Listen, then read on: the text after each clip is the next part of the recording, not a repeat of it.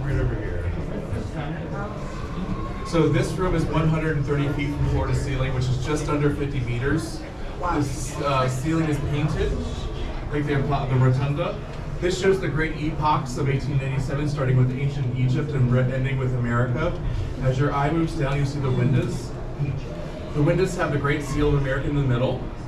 And on either side are 6 seals of territories and states as of 1897, so the lower 48.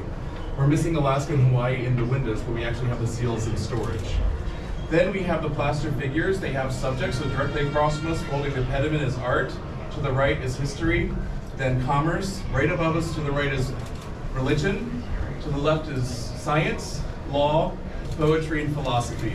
The bronze figures talk about who's in between them. So we look at art. To the left with the triangular tunic is Michelangelo. To the right is Beethoven. In front of us, since it's for science, is Newton. And for religion is Moses. Then about 80,000 reference books, 85,000 reference books. At the very bottom are the 226 desks in the main reading room, and in the middle is the librarian's desk. Once you have the researcher card, you can access the main reading room and use it like, you know how people work at Starbucks? You can use it the same way. But there's no weird, smelly dude asking for the bathroom that has a bowl of coffee, and then it says 20 minutes.